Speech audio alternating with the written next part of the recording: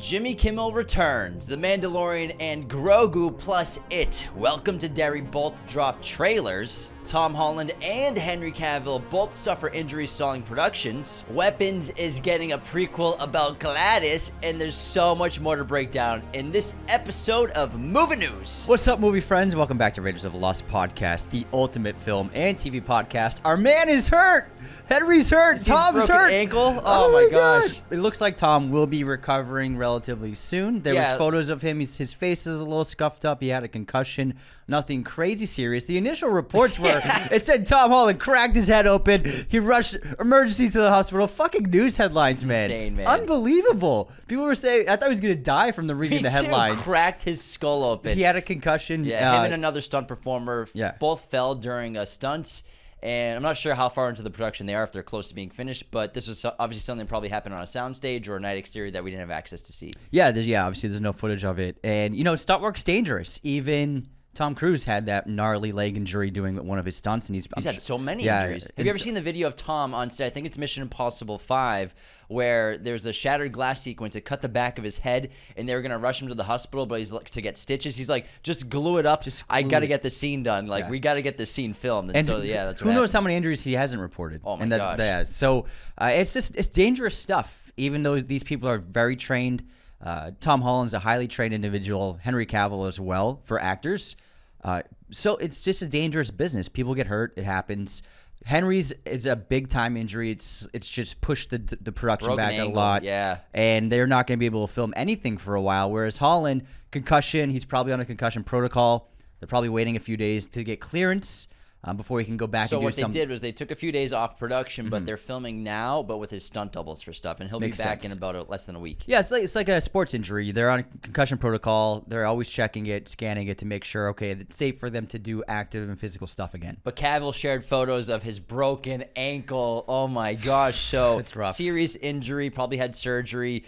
Filming won't begin on Highlander now until early 2026 once his ankle is all healed up. But we did get in that selfie his long hair for Highlander is ready to go. But it looks really good. They were supposed to start filming this fall, man. It would have been amazing. So I feel like you're close to his hair. I feel like should I keep going? Should you go Highlander level? Maybe he's gonna bring it back again. But let's get back into some more news. Jimmy Kimmel is back after about a week of his show being pulled from the network. He returned to his show with a huge standing ovation and had a really funny opening joke. He says, anyways, as I was saying before I was interrupted. I watched the monologue. It was good. Yeah. And he didn't, you don't want to apologize because then you're essentially bending the knee. But he reiterated what that joke was, and it was probably in bad taste. He actually got pretty emotional and then choked up talking about what happened, his video related to the Charlie Kirk killing. And it was actually really well done. And he didn't point any fingers. He basically clarified everything and is happy to be on air. Thanked a lot of people for support and essentially, push forward the idea that nobody should be forced out and should be, even if you don't agree with someone, they should be able to voice their opinion. And it was actually, I think, a really strong monologue and a great way to get back into it. And he also thanked Disney and ABC for bringing him back. He essentially said they didn't have to bring me back, and just kind of quoting him, he said, I'm like this little tiny sliver in the media spectrum. I'm very small, but so they didn't have to bring him back in the juggernaut of their gigantic company, but they did. So he said, kudos to them. Thank you for bringing me back. It was, I think, a really well done monologue because everybody was curious what he was going to say. And just real quick, media's changing a lot. YouTube, TikTok has changed the late night space forever, but still there is that prestige to late night television, and I think it's an important staple to our culture, and I think it should always exist, even though the ratings have dropped compared to YouTube and other mediums taking it over. But still, there's that prestige. It's important. Stars go there. People go there to watch a little bit of entertainment at Old night. People like talk shows still. If there's a cool guest, I'll watch. Yeah. But let's talk about a couple of huge trailers that we've been dying to see. We got our first look at Mandalorian and Grogu. This movie doesn't release till May 22nd, 2026. We also got a poster as well. And it looks fun. It looks like a few episodes of the show basically expanded into a film. High octane, tons of Easter eggs. Din Djarin and Grogu, their big screen bounty hunting escapades shown in this trailer. It's set in the post-Empire in a galaxy where the New Republic recruits the clan of two to hunt Imperial Remnants. The trailer's lighthearted vibe emphasizes fun action over deep lore, which I think is the move. You know, the first couple seasons of Mandalorian Grogu, I think that's where they were in their perfect stride. You know, it's like a serial show. It's not too serious, not too deep in the connections to the Empire and everything, all the ramifications politically.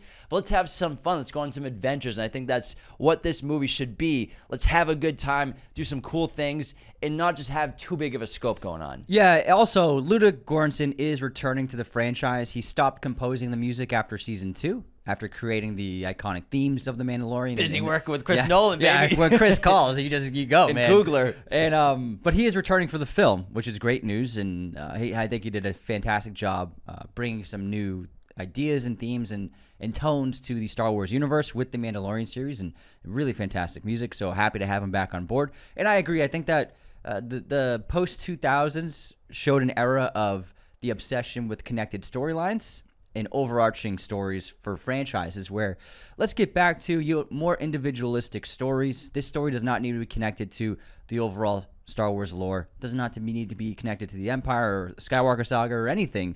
Let's just have our own thing, have some fun. It's very light. It looks like it's very much geared towards younger audiences. But I think that the Sean Levy films are going to be a great turn in the right direction as well for Star Wars and Lucasfilm. So it looks like they've been learning from some of the mistakes of the past several years, and they might be going in the right direction. Let's get back to fun. James, there's a new poster on the set. I see Glenn Powell's gigantic face behind you. That's just makes me a happy guy. This is a new poster from movieposters.com of The Running Man, starring Glenn Powell. This is provided to us by our great friends at movieposters.com. Use our code Raiders10 at checkout today. You'll get 10% off your order. Plus, we have an affiliate link. People keep using it. It's fantastic. If you use that link, which is in our episode description of this podcast or our social media bios, it takes you to a redirect on that website, movieposters.com, which gets us commission. So use that link to make your purchase. We get a commission. Use Raiders10 to get 10% off. You get a discount and an amazing poster. Movieposters.com. Check out the Running Man poster. Welcome to Derry. Bill Skarsgård is back. Sorry, the way you said that. I'm excited. I love Pennywise. This is one of the best horror characters of all time, and Bill Skarsgård defined the role even more so than Tim Curry, who was great as well. But man, he is so dynamic as his character, and this was a really good trailer. This is the first full-length trailer we've seen of the show. HBO Max and WB have really only dropped small teasers, images, nothing really extensive, but we got to see the extent of what the story is, and it follows a family who recently moved to Derry. They're struggling to fit in. We get to see social struggles with them and their family fitting into a mostly white area. And then on top of that, we get to see a bunch of new young characters, these kids, and just like all the iterations of this story, bad things happen in Derry, but nothing's ever done about it by the adults. And it looks really good. We got a sense for who these people are, what the story's direction is. We also got a couple images of Bill Skarsgård without his Pennywise costume and makeup, a couple images. We might get to see that version of the character, maybe we'll see. And it ends, we get little teases, but it finally ends with a really brutal shot of Pennywise with his mouth covered in blood, who just feasted on someone, I'm sure. They saved it until like the last 2 minutes and 30 seconds of the trailer. It looks fun. And also, there's a cameo and kind of an Easter egg. Dick Halloran from The Shining is in the show, played by Chris Chalk. Oh, my God. And so then there's also ties to the Shawshank Redemption. That's who he is. With the prison bus. Yeah. So the guy, he kind of looks like him. He's got the same kind of stern expression and look. But one of the characters is playing Dick Halloran. So I think it's cool to connect the verse of Stephen King's movies. I've never read the It book, so I don't know if Dick Halloran's in the book. But obviously a famous character from The Shining who gets axed in the chest. So maybe there's gonna be some Shining. That'd be cool. I mean, I think that's what they're gonna do. Like, let's not just make it an It movie. Let's combine the verse. Imagine if the guy getting pulled away to Shawshank Prison is Red, like 18-year-old Red. It's possible. Wouldn't that be crazy? That would actually be pretty interesting to see. Possible. Like, why not? Speaking of horror, Weapons, of course, is one of the biggest hits of the year from Zach Cregger. He also confirmed that he's been chatting with Warner Brothers and developing a prequel to Gladys is in the works. To quote him, "It is real. I've been talking to Warner Bros. There's a story. I'm pretty excited about it. It's not bullshit." And this is something he keeps getting asked about. Oh, Gladys was great. Can we get a prequel or are we going to get a sequel to Weapons? Yeah. I mean, it seems like Zach Cregger is going to get the keys to the kingdom and can kind of do whatever he wants, especially after Resident Evil. Yeah, on one side, I love the mystery of Gladys, and I don't want to know her background because I thought it was just so fun and fresh to like not really know anything about her. He didn't explain the tree, he didn't explain the twigs, he didn't explain anything, and it was a really fun sense of unknown in Weapons with her character. On the other hand, I feel like Cregger's a guy who wouldn't do it if it wasn't great and it wasn't just a sellout move. He just seems like the kind of guy who's like only doing things if it feels right. And he cares about the audience, obviously. So I feel like if he feels good about it, let's trust him and see what he comes up with. But I'm guessing it's not something he'd direct. I'm guessing it's something he'd probably write maybe and produce not. with his production company. But, you know, we are in that era. As soon as something's a hit, prequel, sequel, origins, everything is all happening at the same time. Versus it took 20 years sometimes to get a prequel movie of a previous film. Again, the obsession with connected franchise and arcs. people just want new, even though something's present. They still. It's a weird thing with our culture, our internet culture. Like even though something's great and it's happening, people just want, oh, what was before? What's next? What's next? Before they even see the new thing, what's after the new thing? I want to order dessert now too. We have some troubling news for anyone who's feeling old these days. If your birth year starts with 19. David Fincher's masterpiece 7 turns 30 years old this weekend. Woo. And man, that makes me feel old. Holy shit. It's crazy. Yeah, that's pretty wild. But I mean, what a masterpiece, man. Yeah, it's nothing like it, man. I love revisit. It's one of my favorite movies to revisit, 7, because it's timeless. That movie in 100 years still is going to look flawless. Everything about it is perfect. The performances, the stellar screenplay, and just the precise directing from David Fincher. My goodness, like cinema doesn't get much better than 7 at the end of the day. It's still my favorite Fincher film. I love it. Outrageously good. Yeah, it's unbelievable. Batman news, but not the Batman. We were actually talking about this the other day. James Gunn's Batman. He's obviously constantly getting asked about it. But he says they now have a really, really good story and are prepared for Batman in The Brave and the Bold. So it's an interesting way to say that because it doesn't sound like, is Batman going to be the main character, or are they just calling it The Brave and the Bold instead of just calling it Batman? My guess is just calling it The Brave and the Bold because it's already a movie called The Batman, so they don't want to confuse audiences. Yeah, The Brave and the Bold has been the title since they announced it a couple years ago. Because you can't have two different Batman movies called Batman and then The Batman. So Brave and the Bold, I think it's a good title based off a comic. But it's great not to have. I think it's cool not to have Batman in the title. So what do you think his tone would be if Superman in his Superman film was like this really fun, light, heartwarming, really personal tone? What do you think he's going to go with Brave and the Bold? Adam West. No, I mean, I don't know the comics at all outside of a couple of graphic novels, so I'm not sure about the tone of the Brave and the Bold comics. No, but just like as a James Gunn as a filmmaker. I think that you can still go pretty hard, and it doesn't have to be as grim as the Batman and what Matt Reeves is doing, which is great. But I think you could do a blend of it still fits into the world they're creating where it is fun and can be exciting and silly at times, but not too silly. I think there's a lot of with Batman you can balance both those tones and find a middle ground. Not so much like the Schumacher films, but near those lines, essentially. I think so too. I think you find that middle ground. Don't go as lighthearted as Superman, which obviously not the whole movie's like that, but then get a little dark and show the darkness of Batman deep inside. But I think Batman movies can be funny. They can be. Yeah. They can be. Nolan's are funny. Yeah, he's got great one-liners in there. Yeah, with the Robin character, you have a lot of potential for good humor. Let's talk about some Disney stuff. First of all, Anthony and I went to a top secret Disney thing last night. We can't talk about it, but it's gonna blow your mind. Oh my god, we did like one of the coolest things ever last night in our entire content creating career. And we went to the Disney lot for the first time. First time being there. It was nice. It was a very cool event, and we cannot speak about it. There are red dots on our chests right now if we go any further. So let's continue to Disney 3 Plus. red dots is increasing their subscription prices on October 21st. Standalone plan with ads will increase by $2 to $11.99 per month. The premium plan will increase by $3 to $18.99 per month. I believe that's without ads. Anyways, let's talk about Hideo Kojima and Jordan Peele with their new collaboration on the upcoming horror game OD.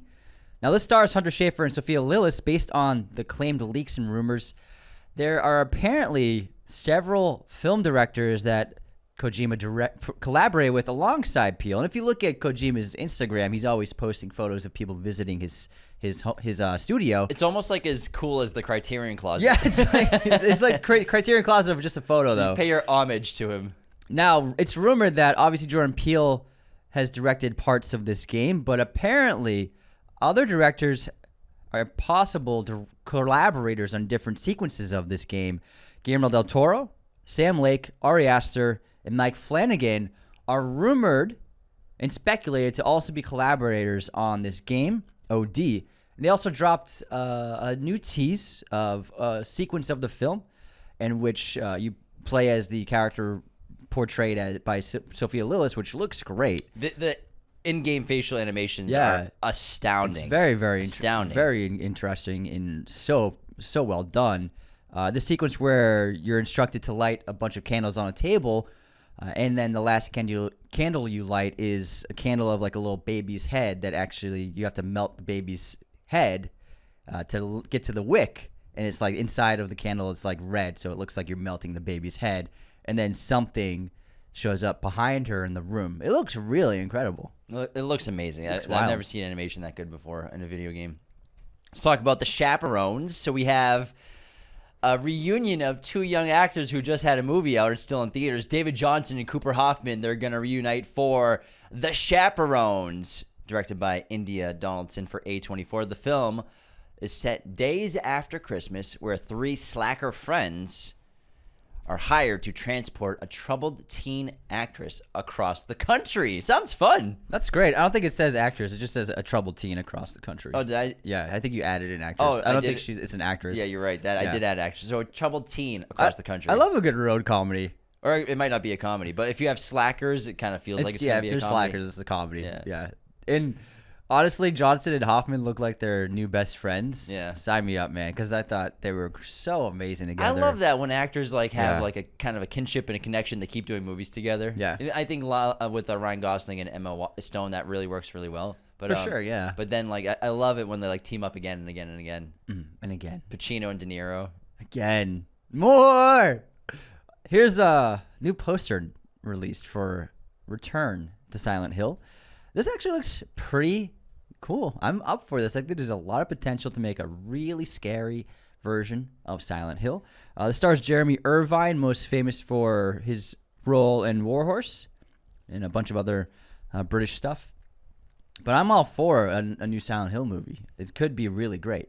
So I want to talk something. I forgot to add it to movie news. What's that?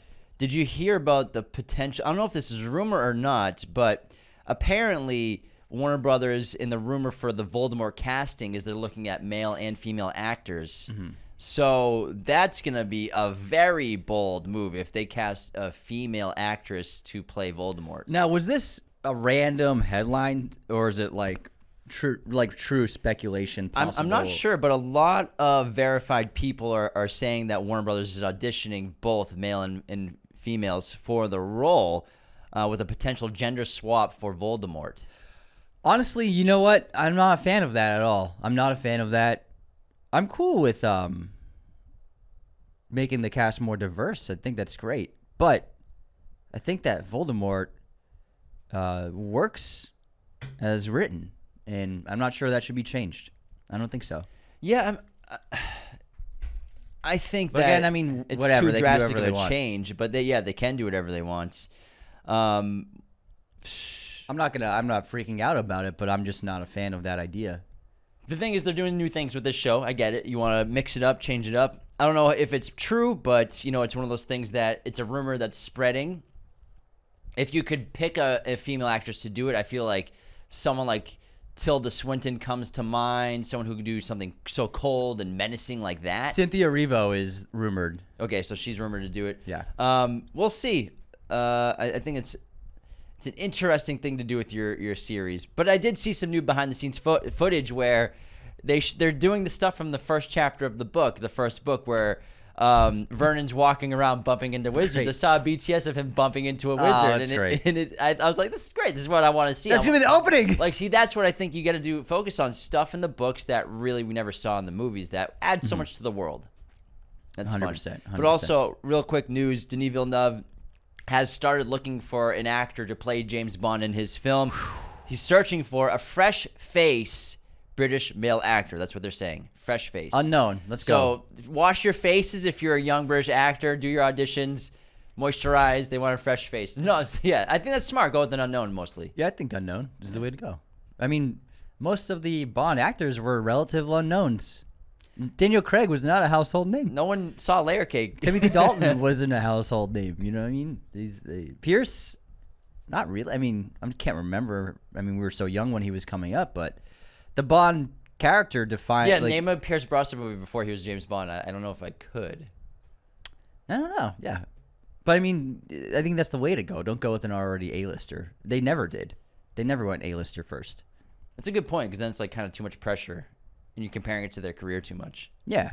And I think a fresh face allows you to mold your Bond a lot better versus like you can mold that fresh face. Yeah, but you know, because if you have an actor who's been in like a dozen really big movies, and then everyone like, is he gonna do that kind of style of acting that he's known for? Versus like we can make our own kind of Bond style. You don't want the audience to bring the baggage of the previous roles if there are a lot of big roles to bring that into this new version, this new character the actor is playing.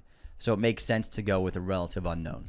Great points. Narnia, we got some more set images from The Magician's Nephew, Greta Gerwig's new film featuring mostly unknown actors as the leads, George and Polly. Also, do you see the poster for Primate? I didn't see the poster, but I saw the set image. I mean, the film image. Yeah, still. The horror movie follows a family whose pet chimp gets rabies and begins brutally attacking the entire family in theaters January 9th. Sounds pretty close to the subplot in Nope. It was a hit at Fantastic Fest last week. Yeah, it played really well, and the audiences loved it. So we got a poster for that. This is interesting. Apple TV, they dropped last week the trailer for their upcoming show, The Savant, starring Jessica Chastain. I remember talking about it. Where she follows, she infiltrates hate groups online to detect and prevent domestic extremists before they act. So she's like a soccer mom, suburban mom, who in her spare time at night is like tracking down and hunting down domestic terrorists. It kind of got like destroyed online, the trailer, with reactions. And it looks like Apple TV has delayed the series, and it's possible that it might never show up. We'll see. And definitely delayed means they're probably not going to release it. Yeah, they might not ever drop it. That's wild. Because, we spent $100 million on a show, probably close to that. That's a big deal not to release it. Yeah. It must – I wonder if online reaction as well as is it too much of a political tone that's going to really turn people off from your service? So maybe it was a business decision. Yeah, I mean, it's something that keeps – rising the temperature of the culture, you know what I mean? So I was not sold on the trailer. I was not gonna watch this show. But the thing is, I don't know if anyone was gonna watch this show. It's kind of a silly premise. Yeah. It's like a soccer mom versus political extremists. Talk about this show. So if you look at the trailer, it got destroyed in comments and ratioed to death. So I'm not sure that audiences would have ever watched this. But I think audiences are intrigued by Maggie Gyllenhaal as the bride. A first teaser trailer has finally been released for this hotly anticipated film starring Jessie Buckley as the bride and Christian Bale as Frankenstein's monster. This hits theaters March 6th, 2026. Very surrealist. Basically, the best way to describe it is Harley Quinn meets the Joker meets Bonnie and Clyde. Looks really well photographed. It looks stunning, the cinematography and lighting. And it looks like it's shot on film. And, man, very good actors. Very good. Very good actors. I love Christian Bale, man. When he stomps on the guy's face, he's like, oh! He's amazing. Yeah, I love it. I love it. All right. We got a really crazy trailer for a new documentary called The Perfect Neighbor.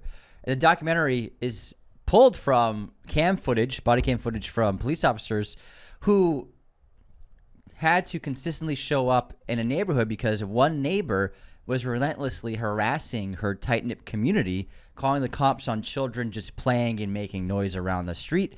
And cops showed up many, many times. So there's a ton of footage of them like showing up on location at her home, her complaining about the neighbors, and then them talking to the neighbors about like what's going on with this lady. And it ends in a horrible display of violence This was a hit documentary at Sundance and releases October 17th on Netflix. I got goosebumps watching this trailer. Very intense. It is intense. It starts off as like a Karen, but then it's like very dark. Yeah. Very dark. R.L. Stine. Pumpkinhead's getting a movie. I had no idea about this. It just lands in October release. It's already been filmed. So Tubi is set to launch Jem Gerard's film that is inspired by author R.L. Stine's The Haunting Hour. Children in town go missing. Dave and his siblings go to a haunted pumpkin patch, and there they encounter a sinister farmer. So it's the story when we were growing up reading that. Yeah, and the cover, the book cover, it's like a bunch of people with pumpkin heads walking towards the reader, I guess. That's cool. I think R.L. Stine needs to get more adaptations. Yeah, he was great. He's got so many cool ideas when we were young. Yeah. I love those books. Those are the best part of like the book fair the or kid library. Stephen King. Like go directly to R.L. Stine's section. Yeah, those are always everybody was reading those. Those were bangers, man. Those were heat, absolute heat. All right, we got the final trailer for Wicked for Good. This film hits theaters November 21st. It looks like a huge, epic showdown of both sides with an emotional core. And for anyone who doesn't know the story of Wicked, there's going to be a bunch of really crazy surprises and twists connected to the original Wizard of Oz story that we know. Yeah, Tin Man was in that trailer. But who is Tin Man? That's the question. Who am I? Who's the lion? Who am I? We got another trailer. We got a new movie that's just like another movie that we got info for real, and trailers man. about. So The Hand That Rocks the Cradle. First trailer just dropped of the remake starring Micah Monroe and Mary Elizabeth Winstead. The film follows a widow who loses her own baby and decides to take another person's kids and husband for herself. Releasing October 22nd on Hulu. Strangely, it looks exactly like The Housemaid, with Amanda Seyfried and Sydney Sweeney, as well as there's another one, right? Do you have this feeling that Hulu has become like the airport library of streaming? They all have blonde hair. They all have like all the cinematography is really similar. Like one of them standing behind the other one, like looking sinister. Like they look like shot for shot the same show or movie. It's like those. It's like they're that section of the airport library of like the woman on the bed or the woman in the tunnel of the train station. But like the movie version of that. That's what Hulu's. I feel like become like they know their audience. I think they know who's watching Hulu. I think so. Yeah, they got reality TV. And the woman in the window movies. Stills, I was like, this isn't the same as the Housemaid. We got a clip from Shane Black's new film, Play Dirty. This is Mark Wahlberg and Lakeith Stanfield. The film follows a thief who follows out the biggest heist of his life against the New York mob. Hits Amazon Prime October 1st.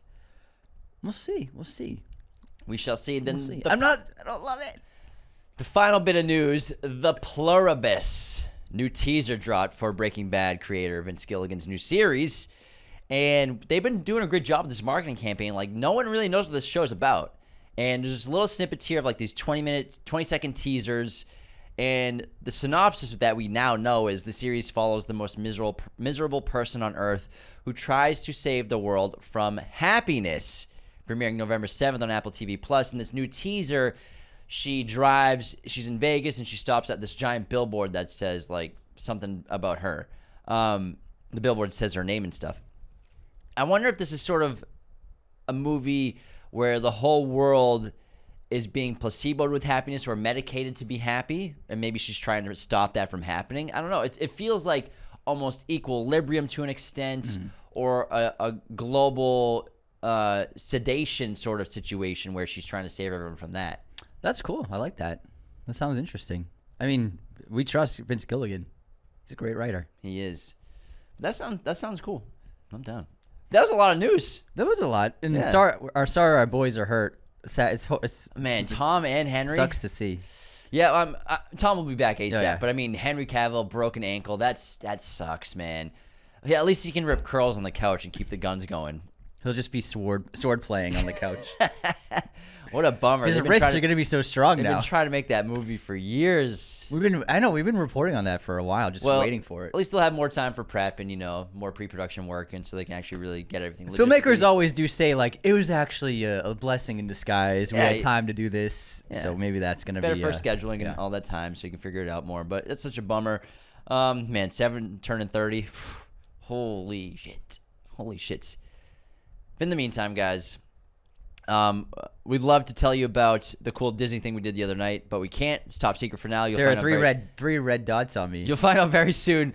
As well as don't forget to become a member on YouTube. It's a new thing we do where members get access to episodes early. So as soon as we schedule it, you can watch the episode, which is a lot of fun. We also have bonus episodes there as well. So just go to YouTube to join there. Patreon.com/Raiders of the Lost Podcast. Always another great way to support us. We have memberships there as well. It's a little different than memberships. You also get bonus episodes, but you get access to ad-free versions of the episode as well as the Letterboxd recap and access to our Discord at Patreon, plus bonus content there. Spotify, Apple Podcasts, leave those 5-star ratings and reviews, subscribe on YouTube, engage with our content on social media. That's how we get these cool secret invites that we can't tell you about with Disney with the 3 dots on our chest. Leave comments, leave likes, share our videos. And in the meantime, take care. See you next time. This episode was executive produced by our chosen one patrons, Nicholas Martin and Jacob Kossler. Raiders of the Lost Podcast is a mirror image production. Opening music by Chase Jackson.